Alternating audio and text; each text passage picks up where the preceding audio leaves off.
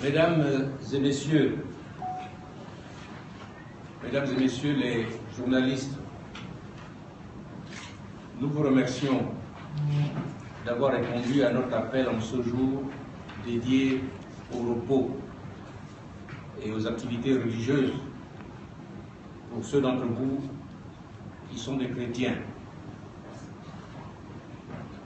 Nous vous savons ainsi gré d'avoir accepté de venir nous écouter en cette période cruciale et déterminante pour l'avenir de notre pays. Vous le savez, depuis l'annonce des résultats provisoires de la présidentielle du 27 août dernier, notre pays a sombré dans une crise politique inédite, certainement la plus grave de son histoire. Constatant que le ministre de l'Intérieur s'était livré à des manipulations et arrangements grossiers avec la vérité des urnes, les populations ont laissé éclater leur colère et leur frustration. En réponse, confirmant ainsi son forfait, le pouvoir établi a choisi la voie de la répression aveugle, faisant ainsi sombrer le pays dans une brutalité jamais observée antérieurement. Depuis ce 31 août 2016, de triste mémoire, la justice se résume, comme jamais auparavant, à la loi du plus fort.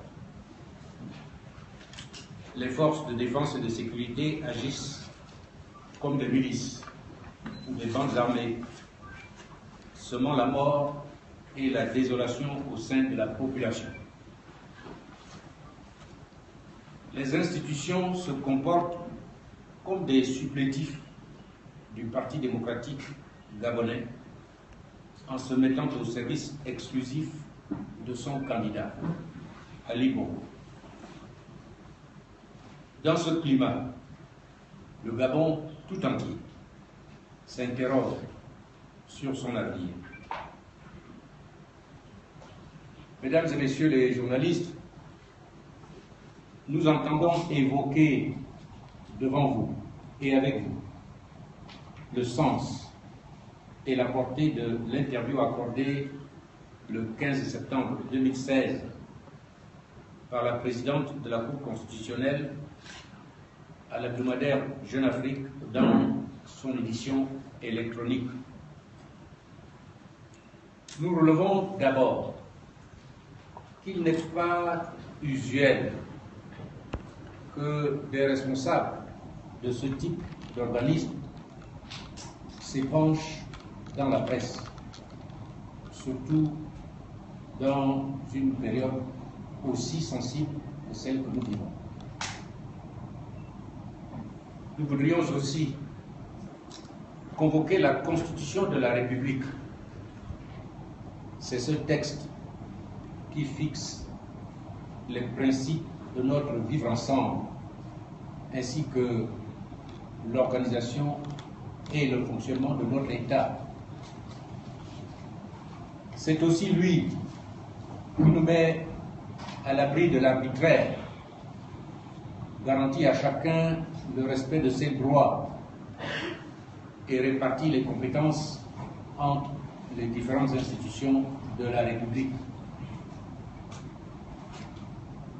En son article 90, alinéa 3, la Constitution dispose que lors de leur entrée en fonction, les membres de la Cour constitutionnelle prêtent le serment suivant, je cite: « Je jure de remplir consciencieusement les devoirs de ma charge dans le strict respect de ses obligations de neutralité et de réserve et de me conduire en digne et loyal magistrat. » dans le respect de ses obligations de neutralité et de réserve.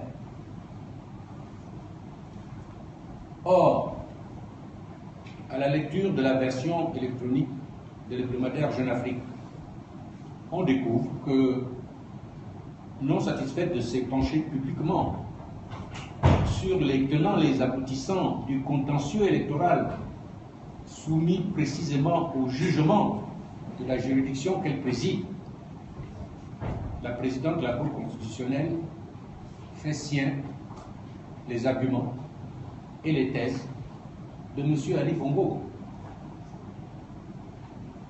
En agissant ainsi, la présidente de la Cour constitutionnelle assure publiquement la défense d'une mémoire en réponse que M. Ali Bongo a déposée auprès de la Haute Cour et qui, rappelons-le, est soumis au secret de l'instruction. Obligation de neutralité et de réserve, dit la Constitution. Or, comme M. Ali Bongo, dans son mémoire en réponse devant la Haute Cour, la présidente de la Cour constitutionnelle déclare devoir aller au-delà de l'objet de la saisine de Jean Ping pour s'intéresser aux provinces du Wellington et de l'SPN. Comme lui, elle accuse certains candidats de s'être autoproclamé président de la République, oubliant qu'en 2009, le secrétaire général du Parti démocratique gabonais, dans la nuit même des élections, le candidat Ali Bongo, le lendemain matin, eux aussi, avaient fait cela. Ce sont des choses qu'on rencontre souvent dans les élections en Afrique. Et cela n'a jamais soulevé l'ire de M. Ali Bongo ni de ses partisans. Comme lui, elle se livre à des commentaires et analyses relevant davantage du sentiment personnel ou de l'approche politicienne que du droit. Voilà le spectacle que la présidente de la Cour constitutionnelle nous a malheureusement donné à voir et qui justifie notre prise de parole de ce jour. Mesdames et messieurs, devant vous et à la face du monde,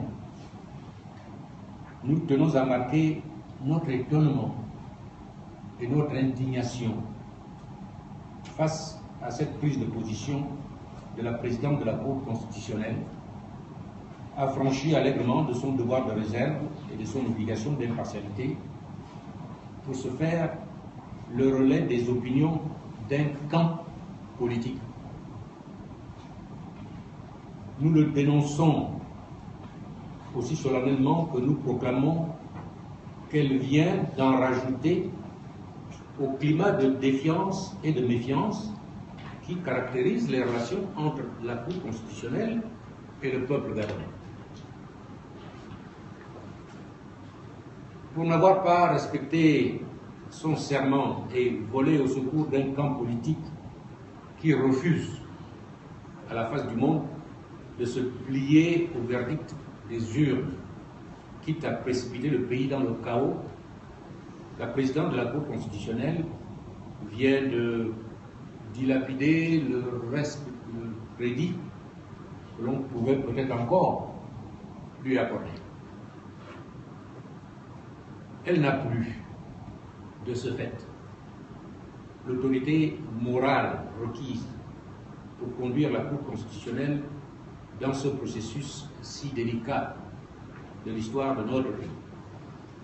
Elle doit, en responsabilité, tirer toutes les conséquences de sa prise de position politique.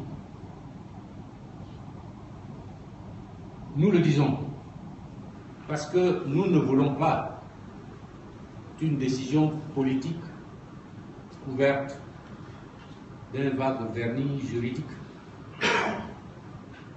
Nous le demandons parce que nous prenons toute la mesure de la gravité de la situation présente.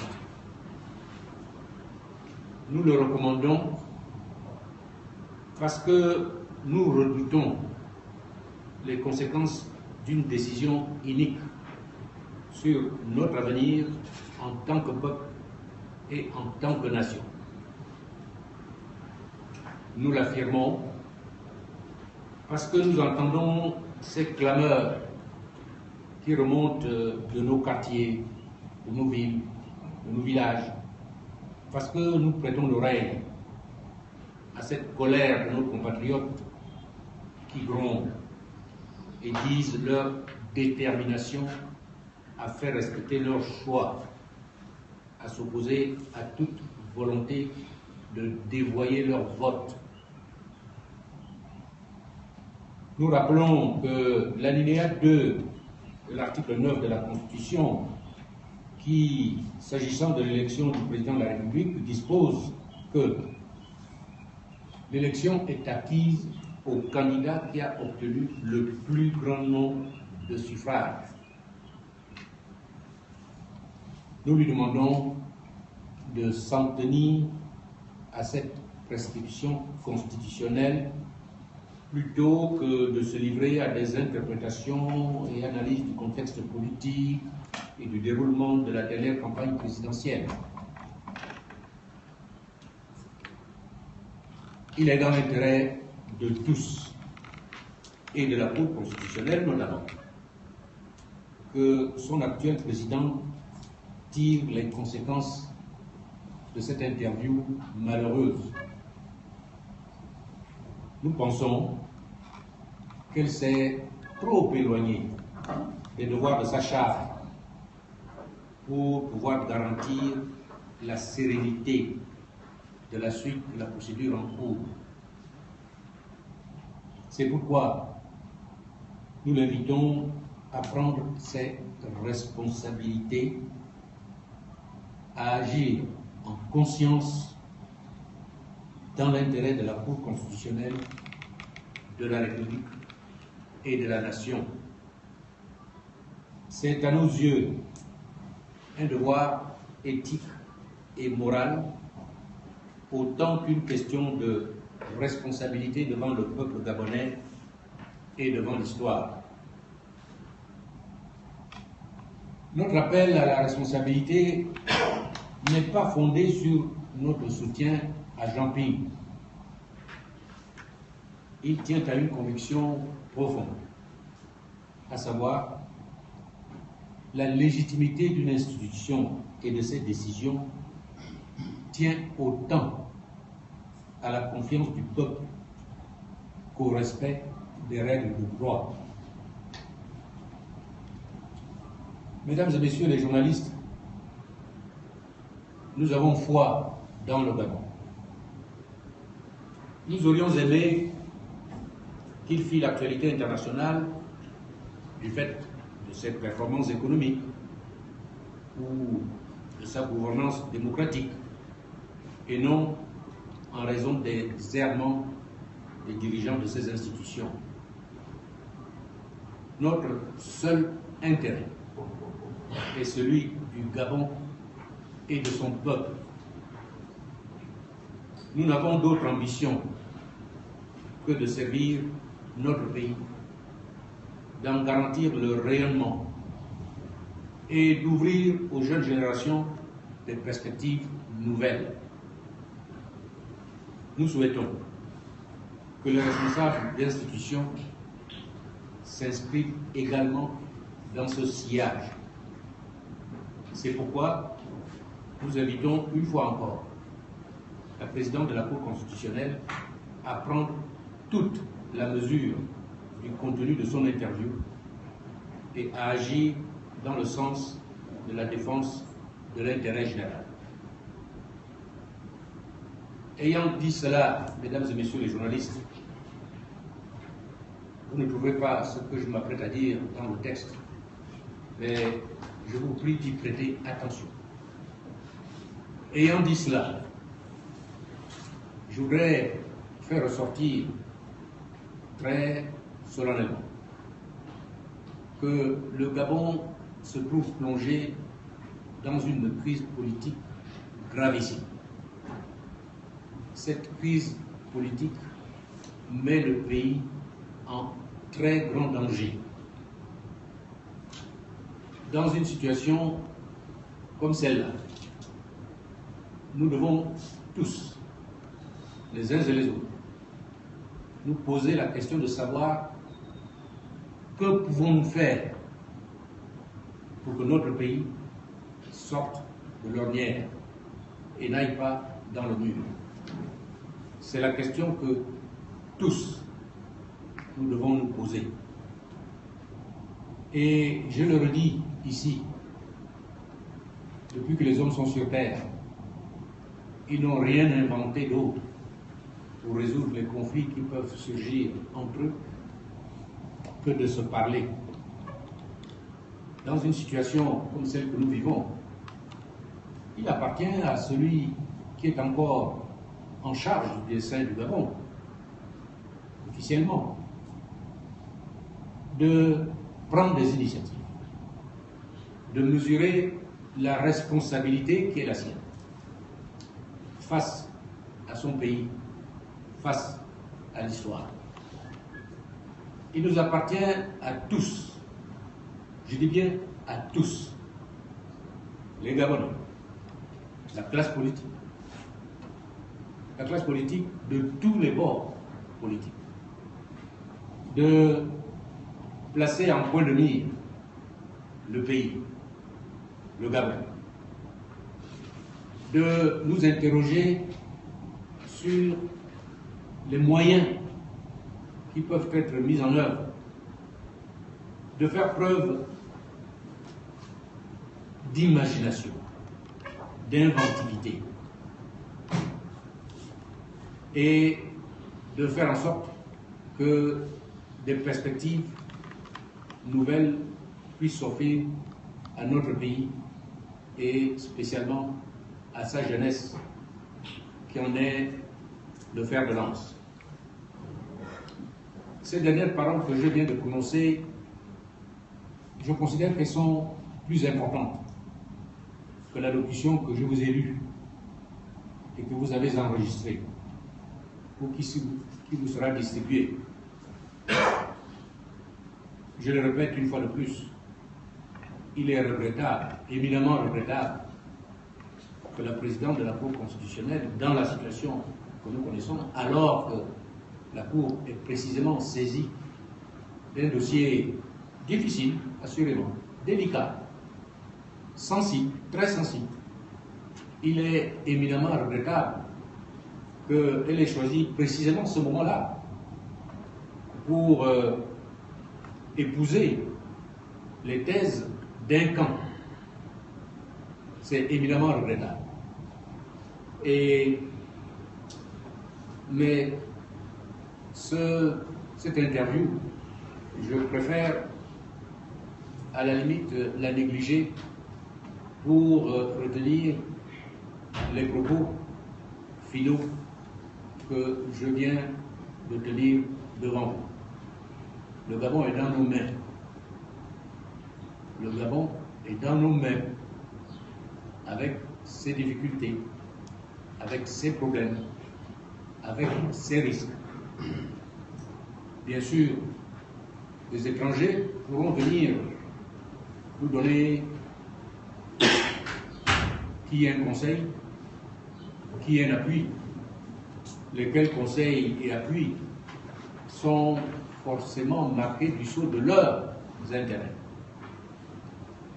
Il nous appartient à nous, Gabonais, de réfléchir à la situation et d'être créatifs pour imaginer entre nous les solutions adéquates. Je vous remercie de votre attention.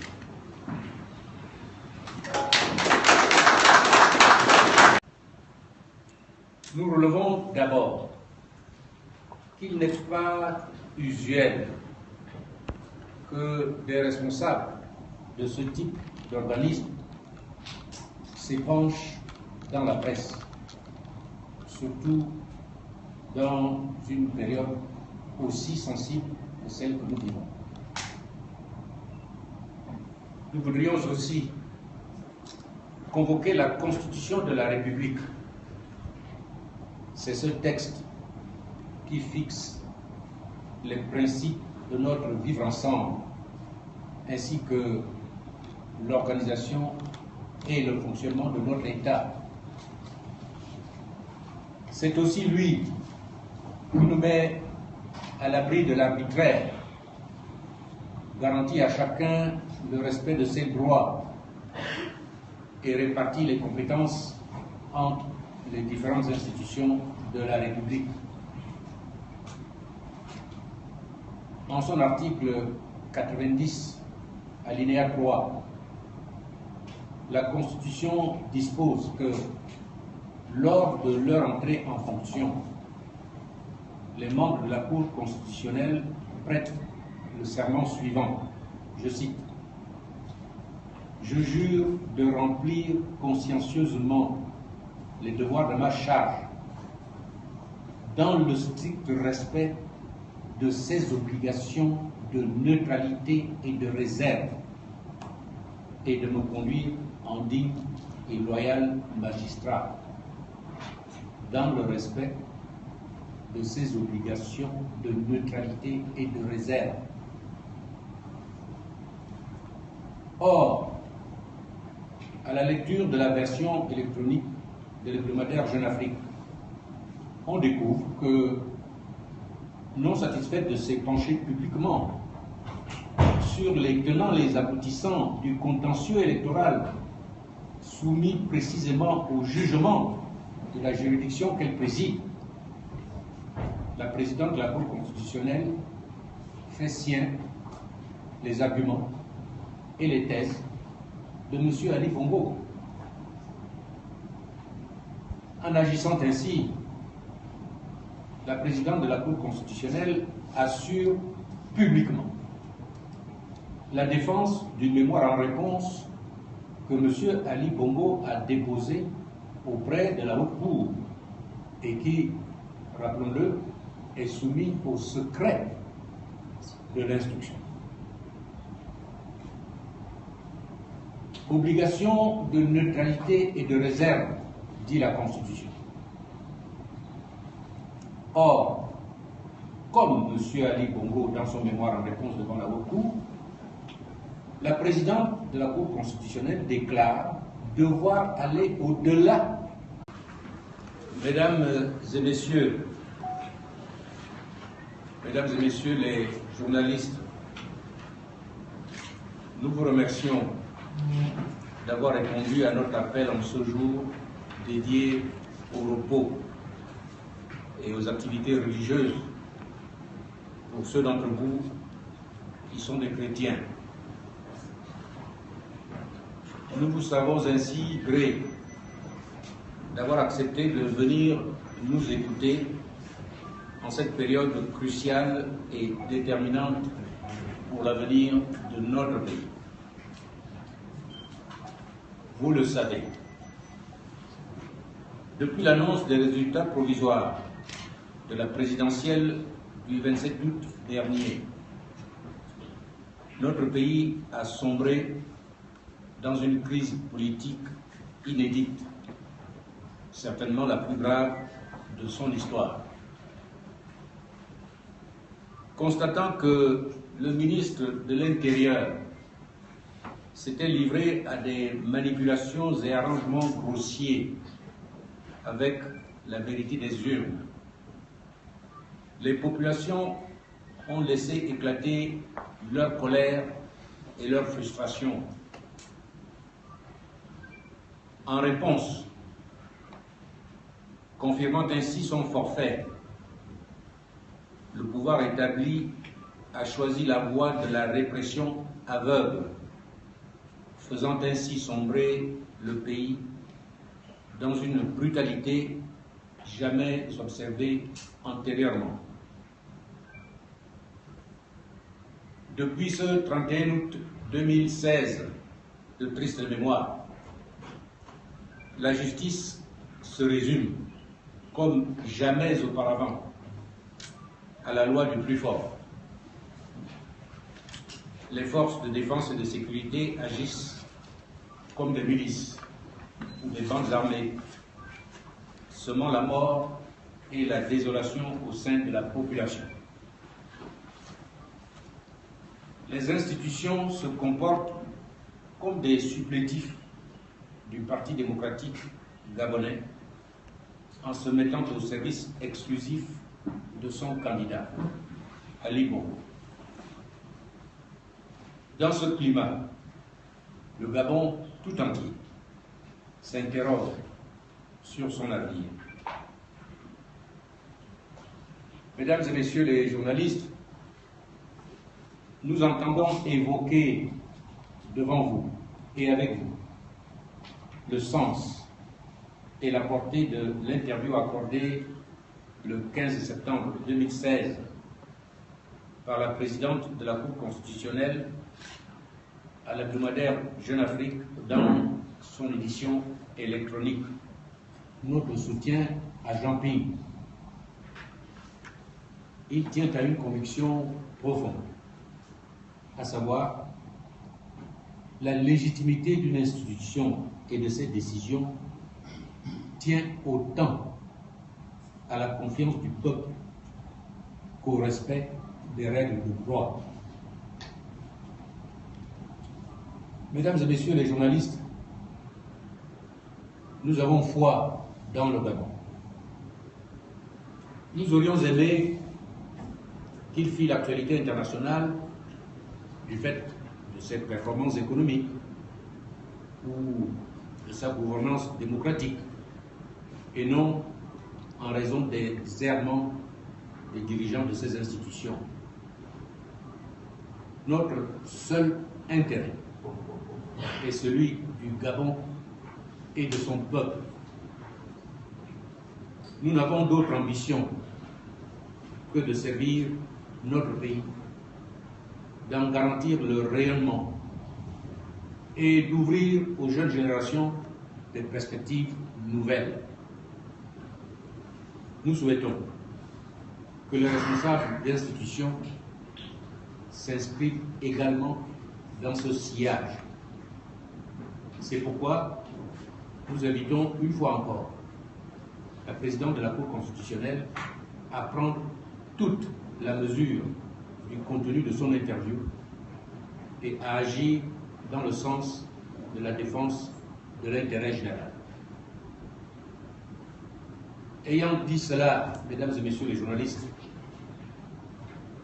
vous ne trouverez pas ce que je m'apprête à dire dans le texte, mais je vous prie d'y prêter attention. Ayant dit cela, je voudrais faire ressortir très solennellement que le Gabon se trouve plongé dans une crise politique gravissime. Cette crise politique met le pays en très grand danger.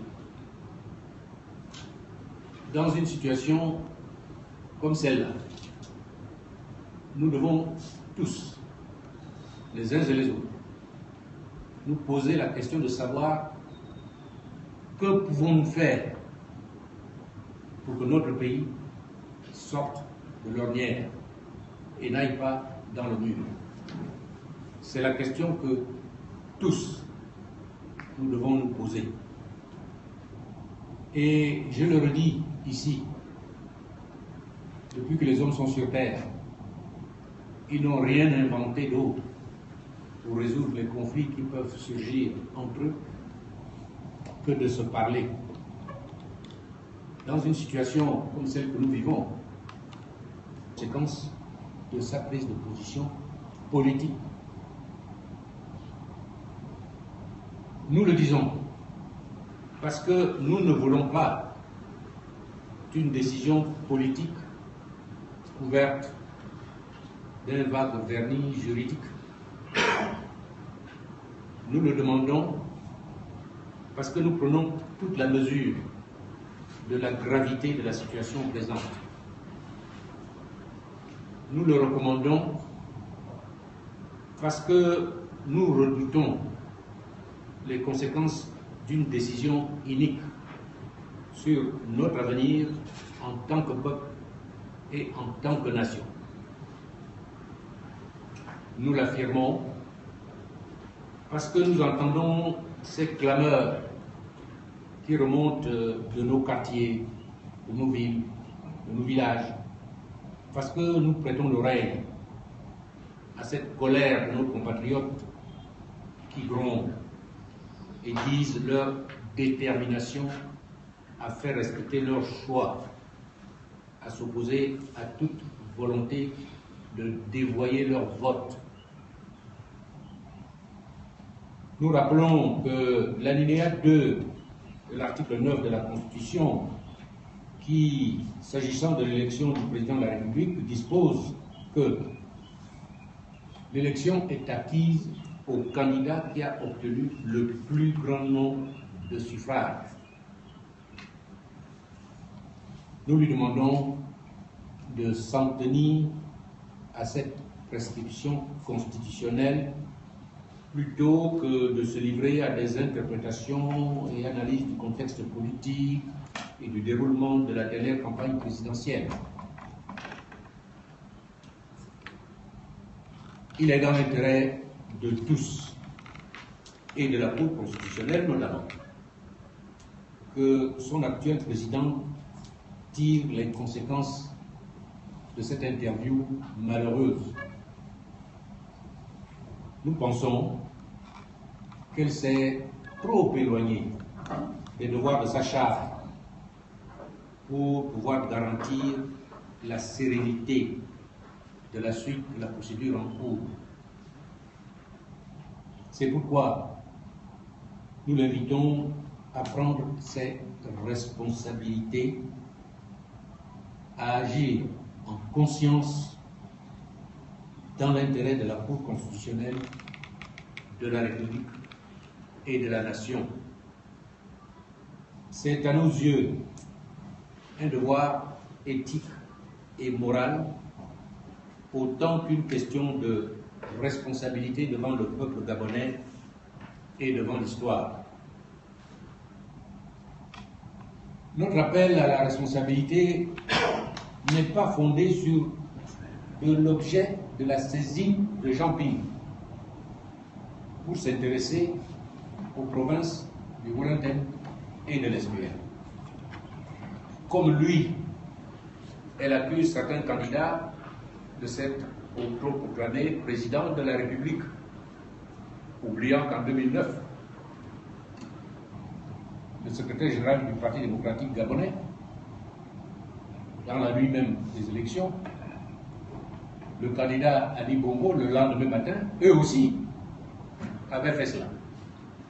Ce sont des choses qu'on rencontre souvent dans les élections en Afrique. Et cela n'a jamais soulevé l'ire de M. Ali Bongo ni de ses partisans. Comme lui, elle se livre à des commentaires et analyses relevant davantage du sentiment personnel ou de l'approche politicienne que du droit.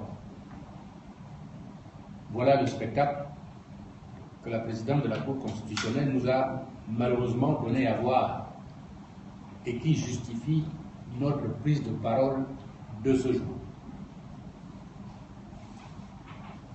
Mesdames et messieurs, devant vous et à la face du monde, nous tenons à marquer notre étonnement et notre indignation face à cette prise de position de la présidente de la Cour constitutionnelle, affranchie allègrement de son devoir de réserve et de son obligation d'impartialité pour se faire le relais des opinions d'un camp politique. Nous le dénonçons aussi solennellement que nous proclamons qu'elle vient d'en rajouter au climat de défiance et de méfiance qui caractérise les relations entre la Cour constitutionnelle et le peuple gabonais. Pour n'avoir pas respecté son serment et volé au secours d'un camp politique qui refuse, à la face du monde, de se plier au verdict des urnes, quitte à précipiter le pays dans le chaos, la présidente de la Cour constitutionnelle vient de dilapider le crédit que l'on pouvait peut-être encore lui accorder. Elle n'a plus, de ce fait, l'autorité morale requise pour conduire la Cour constitutionnelle dans ce processus si délicat de l'histoire de notre pays. Elle doit, en responsabilité, tirer toutes les conséquences